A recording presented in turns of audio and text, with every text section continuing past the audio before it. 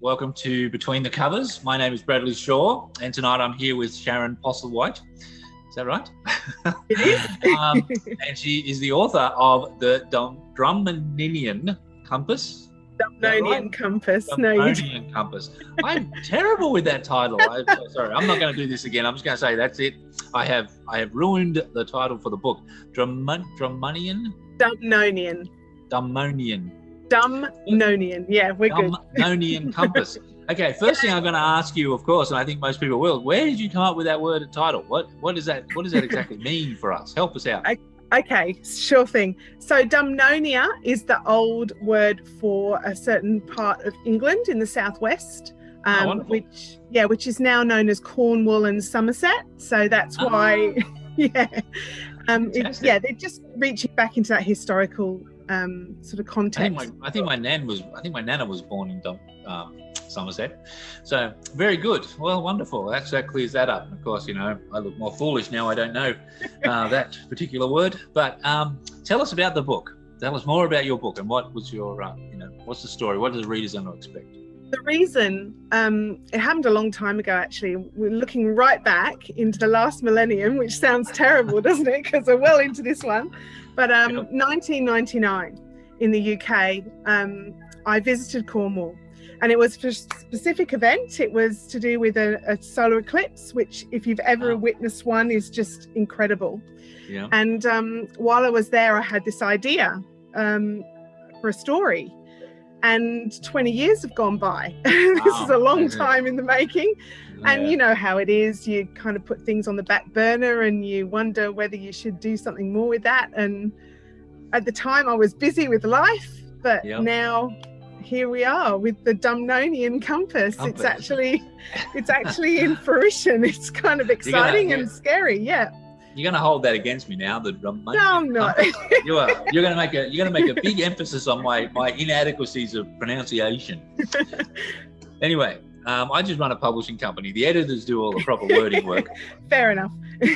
So tell me, what were the challenges with writing this sort of book? I mean, naturally, you had to construct the history, but also you wanted to put a story together that was, I guess, designed. So tell us about how you put this together, but your ups and downs and ins and outs over the last 20 years.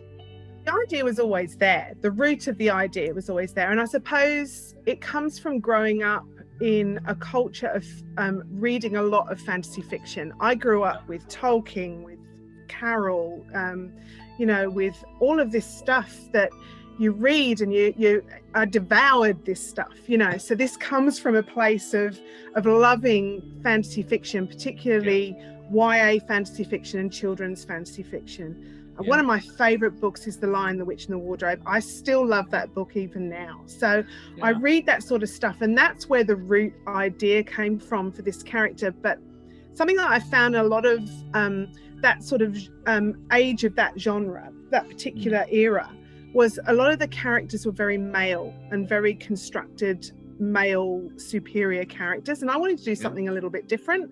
I wanted to write a strong female character for girls. Yep. And I wanted her to be a bit of a tomboy as well. The old adage of, dirty hands, dirty feet, messy hair.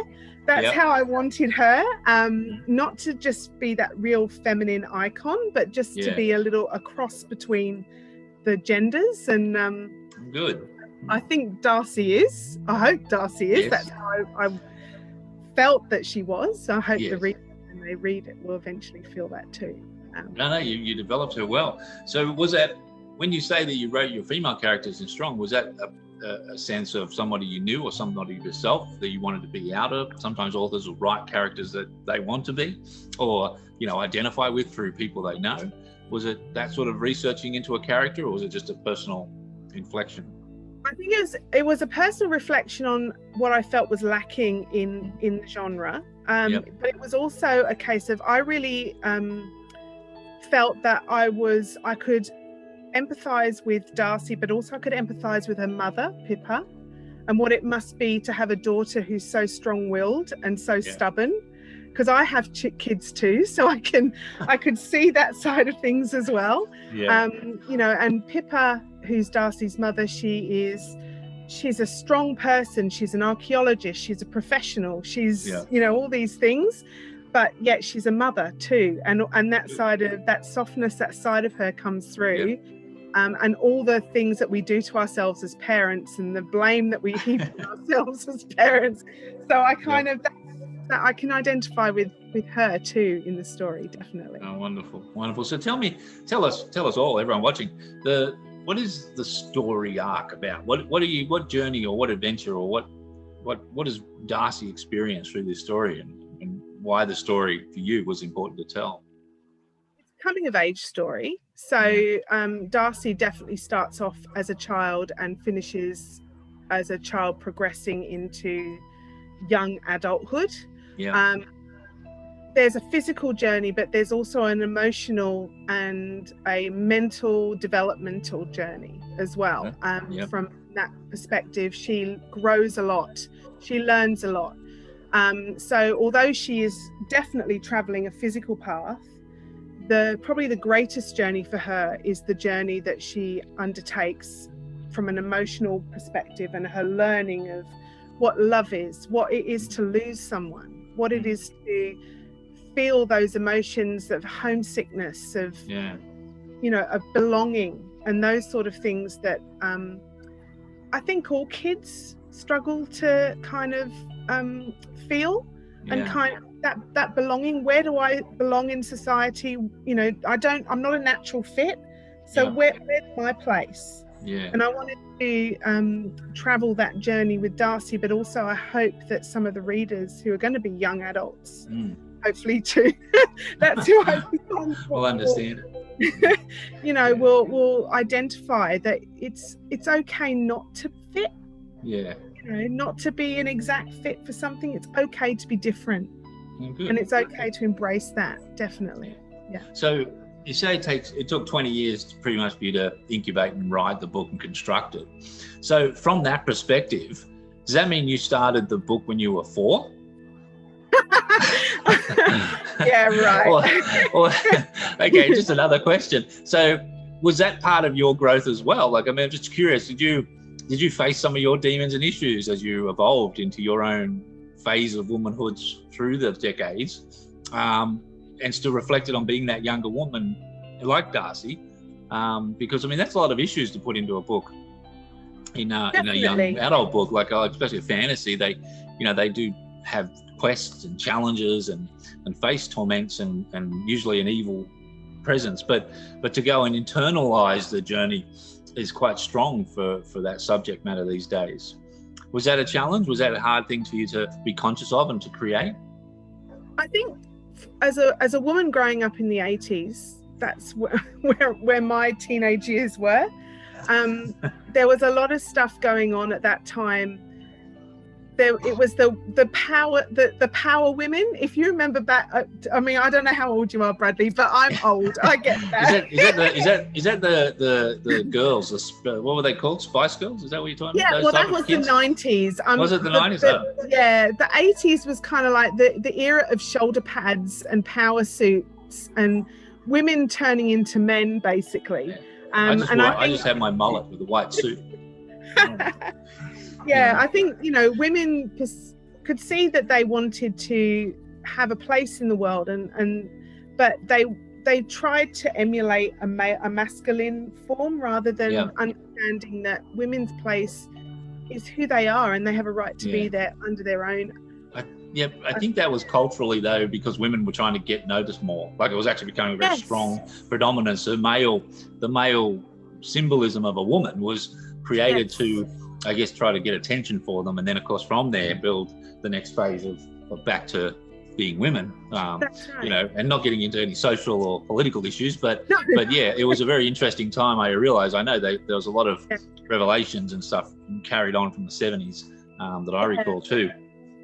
But yeah, so having written that quite, you know, involved feminine story side. Were there, with the male characters involved in the story, did you have challenges writing male characters of the opposites, like understanding the opposite sex and how they're relating to your new characters, Darcy, and what their involvement was? There's still some strong men in the story, particularly Darcy's help. Let's just say Darcy's help on her journey. Yep. There's an older male character. He's very strong-willed, very domineering to some extent, but in some ways that also helps her as well. Yep. He's kind of like a father figure in this journey that she's on. Yep. In the second, let's call it the second universe that she's in. Yep. But they're still strong and they're still male and they're still masculine. But I think it's fair to say that I did make Darcy a little bit androgynous in the way that she fits into the world. She's definitely feminine, but she's definitely got some strong characteristics and some strong understanding of her place of where she's going to. And a survivor. Yes, definitely. Yeah. Which is good, which fits the story and fits her. So having said that, with your writing timeline having taken so long, we've discussed this, I think, in the sense of having series or sequels. Yeah. So will we be getting a sequel to this around 2050, or are we working on that a bit sooner now? We're not doing the 20-year cycle, or are we improving? No, we're not doing the 20-year cycle. So for everyone watching, there is a sequel possibly coming sooner than 20 years from now. Yeah, the 20-year cycle was really down to my inability to commit. But so it was more procrastination. Yeah, I'm very committed now. I've got the second book well underway. We're about halfway through. Have you developed your writing style? Have you got? Was it confidence or just procrastination with life and kids and everything happening, or was it more you just didn't have that development? No, I think it's confidence. Yeah. I have to say, a lot of writers go through that. Am I good enough? Oh yeah. Can I make it? You know, you read stuff and you get blown away by it, and all that tends to do is go, oh, I couldn't write that. That's just I've got to find a better editor. I just think that with age, there's maturity. There's a certain confidence that comes too. And as you say, your kids are older, and that makes a difference. When your kids are young, forget it. Like sometimes, I don't know, it's really hard. And that's right, balancing it all together and putting a clear attention to it. So, it is hard. But yes, it's good you've got your sequel going. You're developing your style. Are you finding you're writing regularly now? What are you regularly writing? Do you find like an hour a week or 2 hours a week or a day? I commit to every day. Yeah, awesome. I commit to every day. I write at least 300 words a day. That's my commitment. Well done. I know it doesn't sound like a great amount, but actually just doing 300 words regularly on a daily basis, it means that you see progress, you see it moving along. Yeah. So, do you stop and revise as you go, or do you sort of try to write a block and then come back to it or just sort of keep going? Do you plot out your books? How do you write? Like, what's your system now? Do you lay out every chapter, or do you, and then block it out? Absolutely. I storyboard it to start with. I know exactly what each chapter's called, where we're going. I usually actually want to know what's going to happen at the end before I start the beginning. So I map it out, and then I get down to the business of writing it. Is there a lot of research you need to do for your book too, your subject matter? I mean, it's based in the history, of course, but is it a real history? That's another thing when you say fantasy, like how much leverage do you have, how much liberty do you take with just or do you research, or do you try to get authenticities into pieces of your stories? There are snapshots of reality and of historical stuff in there, places, events.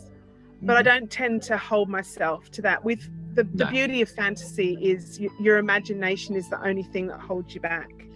And it's just that's the beauty of fantasy. You just got to go with it. If an idea comes into my head, I'll just want to know how I can work that in somehow. And there's a way of working anything in, really, because it's limitless. Let's face it. It really is. With the second book, I'm concentrating a bit more on folklore, So there's a story that I want to weave into it, to the story as well. So it's kind of a retelling of a very old ancient Welsh tale as well. Good. So that's going to be.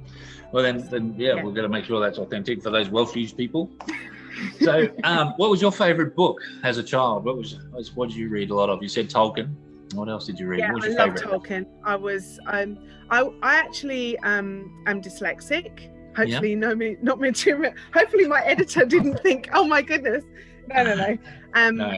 So reading came late to me. I struggled with it, but once I got it, I just read everything and anything. But fantasy was definitely my greatest love. Always has been. Good.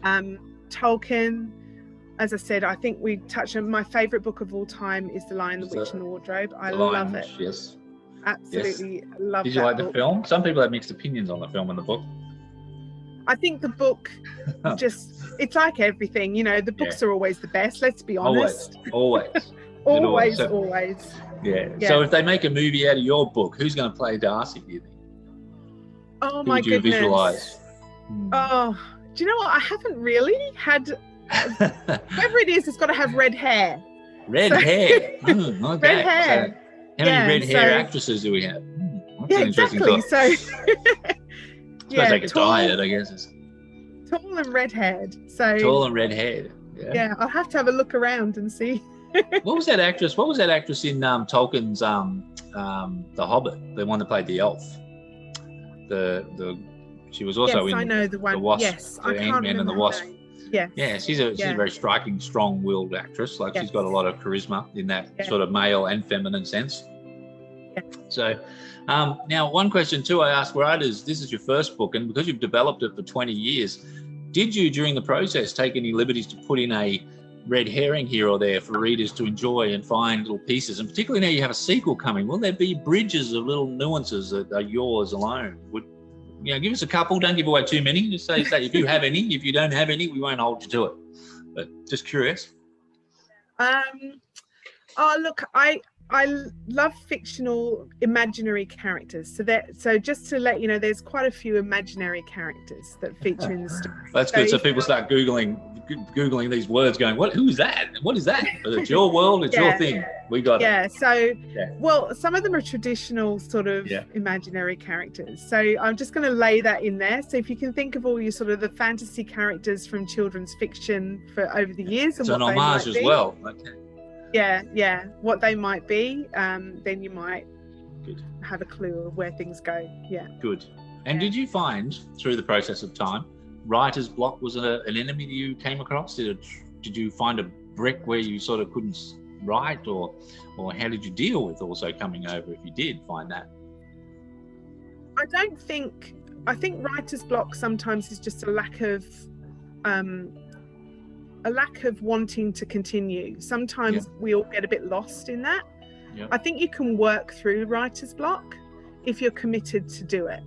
And when you've got a system like yours, when you're doing the 300 words a day and you just sort of even if it wasn't directly on your book, I imagine if you just wrote 300 words on something, like even just kept writing something will always evolve, and you can come back to your stories originally. No, that's right. That's good. I like that. So how did you decide on the characters of your names in the multitude of the book? Like with fantasy, you have, they don't have to be the names traditionally we know and recognize. You can be quite creative. Did you have fun making up character names? I did. Well, the name Darcy, for instance, and I don't want to give too much away at this point, but I love Jane Austen, so take that as you will.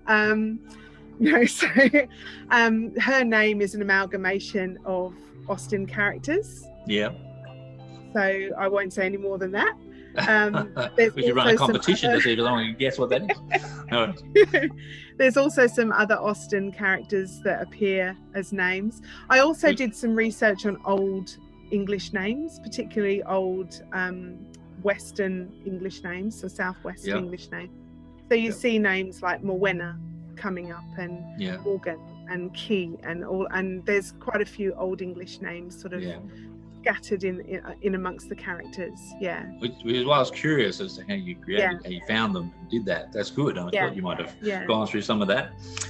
So when did you realize you wanted to write? Was it something that, as you said, 1999 happened when you were touring in overseas, or was it something that you carried for a long time in childhood and as you grew and then decided to implement it? Because a lot of people dabble or do, dream about it. But when did you decide? What is your story? I've always I've always kind of dabbled in it, I suppose. Even as a kid, growing up in the UK, I've always scribbled, journaled, notes, written stuff down that's happened to me over the day, and I always had this very, very vivid imagination. I imagine things, had my own stories going on in my head and stuff like that. Would tell stories, and so I suppose it comes out of that space. I, as a writer, it's funny, isn't it? I think you can teach certain things, but you either really want to write or you don't. And if you really want to write, it's not a decision. It's kind of just a response. It's in you. Yes. It is. It is. I talk to a lot of writers, and they all say the same thing. It is something that you can teach somebody so much of it, but realistically, the effort and the energy in it comes from the writer, the person. Everyone will talk about. Most people talk about wanting to do something, or I'd love to do that. But the choice to be writer is to discipline, is to put yourself in the place to do it and keep doing it. That's really good. So what, who or what creates you or brings out your best self? Like, for you, like, is there a who or is there a what that brings out your best self? There's lots of who's. Well, great. Give me a list. I'm going to do a reference check. I'm going to ring everyone. My husband is awesome. I have to say that. I could not do this without his support. Sounds like a knight in shining armor. He's great. And my kids, they're just awesome too. I watch them, I listen to them, I get so many ideas from them. I can imagine. And just the way they interact with life and doing life and family. So have they read the book? Have they read your book? Not yet. Not yet. It's dedicated to the kids. And funny enough, my son's not a reader. Every year for Christmas, I buy him a book. I think he sometimes despairs of me because I always try to find a book that he'll read, and he's really into cars and things like that. So I'll usually buy him a book about something mechanical. Yes. Yeah, but he's not a reader. But I always hope, there's always something with me that hopes. I think if we read your book, I think you'll be fine. I really hope so. And my daughter is a reader, so she will definitely. But I think they were waiting to actually hold the finished article. So they know about it. They do, definitely. Yeah. Well, they're biting at the bit too then. So how have you found that process? Like, I mean, you've spent 20 years writing the book. Did you find it surprising that publishing actually would take another year or so to get involved and to get set up for the book? Or did you think... I was actually surprised how smooth the process was. I kind of envisioned this heartbreaking event where somebody would take my book and go, no, that's rubbish, let's rewrite the entire thing so that we could make it saleable. And I was really quite surprised because Steph, who has been editing it, she says it's basically great. It's just a few tweaks here and there and we're done, sort of thing. And I'm like, oh my goodness, I never thought, no, that's good. that it would be. No, and she's been great. You guys have been great. I liked the book. I thought it was really good. But it is a process, like publishing, and that's the thing for your book and making sure that it gets set up in the market. You are a new author, and that's another challenge. So we want to make sure that we give you the best exposure first to help your profile and build that, and that's what this process is about. So when you get it out there, which is coming very soon, May 15th, just for everyone watching, I'll just make that announcement. May 15th, the book is released everywhere. So race down to your bookstore and grab a copy.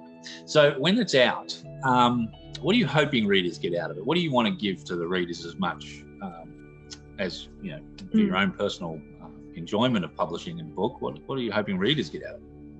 I just hope that it's a story that people enjoy. The first thing is that they feel that it's enjoyable, that they are lifted by it. The story, should be lifting. It should help people see that although some journeys are difficult, sometimes it's those journeys that give us the greatest outcomes and the greatest impact on our lives. Yep. So I really hope it's a positive book, and I hope that people get a lot out of it. Yeah, I think you've achieved that, definitely. One question too. So, out of that positivity, who in your mind is your favourite character? Now, I'm going to say Darcy, but I'm going to ask you not to pick Darcy. I want you to share something else. Who out of yours was the most intricate or odd or enjoyable character, I guess, you wrote as well? I mean, Darcy, of course, is the main character, but out of the collection you created, who was your favourite? My absolute favourite is Morwenna. I absolutely love Morwenna. She is rejected by her townsfolk because of who and what she is, but she still finds a place and she still wants to help people, and that comes through, even though people don't like her, even though people are afraid of her, she still wants to help people. Yep. And she still wants to be around people. And I just love that stalwart attitude of hers. She's going to do whatever the cost, she's going to do it. Oh, good. That's gorgeous. Yeah. So I love that about her. She's my favourite. Oh, good. So what would you say for yourself too is what was your, I guess, most unique writing quirk that over 20 years you found yourself doing? Was it writing certain music, using a certain pen, sitting in a certain place, sitting in certain clothing or without certain clothing? What was your interesting writer's quirk? I found that I love the iPad. And that might sound, I don't know what I would have done without the invention of the iPad. The iPad has been the most liberating thing to me. You wrote the whole book on an iPad? I did. Wow. Yeah. We had another lady write it on a phone, which is quite impressive too. I'm impressed the devices that people can use to write. I just find the iPad is liberating. I use a program. I don't know whether I'm allowed to say what program it is. Am I allowed to say what I use, or is that okay? I know. I've got no idea. It's okay. I mean, if you use but the any program, it's writers universal. out there, I use Scrivener. All right. Yeah. And I just love it, and it's on my iPad, and I can just dive into that anytime. My iPad's in my bag. I just take along with me. Nice. It's like having a notebook. Yeah. That's fantastic. And it's really, I love it. Yeah. Well, that's good. And that's the thing, like as I say, it's a writer's quirk, but the thing is writing comfortably. And if it is that particular equipment you use, a particular way you like to write, and as I say, like using an iPad, definitely, I can see the benefits to that, and writing anywhere as well. Like, when I was I used to catch trains when I was writing my books, and I had big notepads in my bag carrying all the time, scribbling as I'm on the train. I didn't even have laptops or anything. Computers sat in my lounge room. It was it. So out of that, then, so the iPad gave you flexibility and ability, but what was probably your biggest challenge for writing this book, like for you? For me, the biggest challenge was getting out of the headspace that I wasn't good enough to write it. Wow. I had the story and I knew where I wanted to go with it. I just didn't know whether I had the skill. And I think for a lot of writers, that is one of the things that holds us all back. That is. I think believing in yourself, if you have a good story and you have a reasonable understanding of how language works, then you have a good chance that you can make something great. And with the editing process as well, I found that really helpful, having someone's eyes on it, somebody else's eyes on it, giving you, not changing it so it isn't your voice anymore, but just giving you suggestions and helping strengthening your voice. Yes, that's right. And don't be afraid to use your voice. Your voice is, every writer's voice is unique. You don't have to be somebody else. Just be yourself. Yeah, good advice. Well, that was my next question. What advice would you give to new writers? And that's probably one of the best things you could say is just find your voice and be confident to use it. And don't be afraid, because the more times you write, the more things you write, the stronger you get. That's right. And that's the thing. And most people just don't realize it's got to keep writing. So what do you like to do when you're not writing, getting off subject? Let's talk about like something else involved. You know, do you play golf? Do you swim multiple laps in a pool? Are you up, you know, are you an Olympian? What other things do you do outside of writing? I live on an island by the beach. What do you think I do? feed the pelicans. No, that's good. No, that's great. So I love to walk the beach, and I'm so lucky, and I know that. And just every day I wake up and I go outside and I go, look how lucky I am. Seriously. Well, I can imagine that. I mean, I look out the window and, well, I don't really see a beach. I'd see a paved road. That's about as much benefit as I get out of it. I have a nice rose garden, so don't get much time into it anymore. But what would you say is your writer's kryptonite? Like besides your own self-doubt, what would be something that would stop you from writing and it frustrates you? You know, it impedes on your... My biggest kryptonite is television. I'm obsessed. Yeah, you get a good serial. It's like, I'll just watch another one. I know. And that's... Binging. So I have to be really strict with myself, because otherwise I'll always find something else to do. There's always something pressing in the background, you know, and I think that's, whether it's whatever it is, there's always something that seems important, and I think you just got to focus and just. So it's just putting that time, just blocking it and saying that's got to happen, and making the conscious thought, because it's hard to, and it's easy. It's hard to make time, but it's easy to get distracted and wasting time. I agree. Like sometimes I feel like I'm not getting anything done, you know. But what would you do? What would you do if you weren't writing? What other dreams or thoughts or your passions would you explore? I think writing really is the thing that I've found that is, I just know it's for me. I've tried a lot of stuff. I mean, I'm in my 50s now, so I've lived a few years and I've tried a lot of stuff. But for me, I've come to writing probably late. There's a lot of people that, you know, write, they're published by the time they're 25 or whatever, and you know, it took a while to get here, but for me, writing is really what I love to do. I love it. I can't express it any more than that. That's fine. You don't have to. Writing, if there's nothing else you'd be doing, that's a good answer to the question too. Not now. No. So for you then, based on that passion for writing, what do you see literary success as? Like, how do you identify when there's success? Not just yours, but in general. Hey? Look, I think true success is doing something that you love and doing it and every day, and being able to just have that luxury of doing something that you love every day. Writing is the sort of thing that you can do that, because you can just fit it in around your life. Even if you have a job and you have other commitments, you can still do it.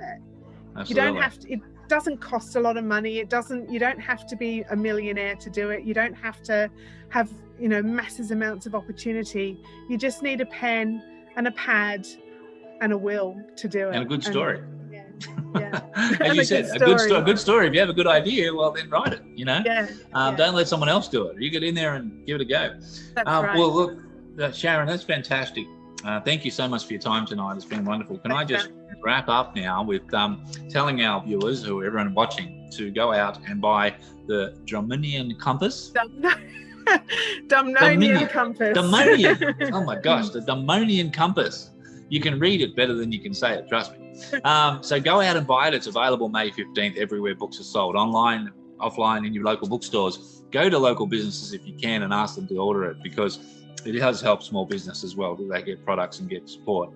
But Sharon has done a marvellous job to entertain and to create this for us. Thank you so much for your time tonight, Sharon. Pleasure. Thank you. You have a lovely night and weekend, and we'll talk again real soon. And thank you, everyone, for watching. And as I say, grab a copy of the book, and we'll talk to everyone soon. Be well. Thank you.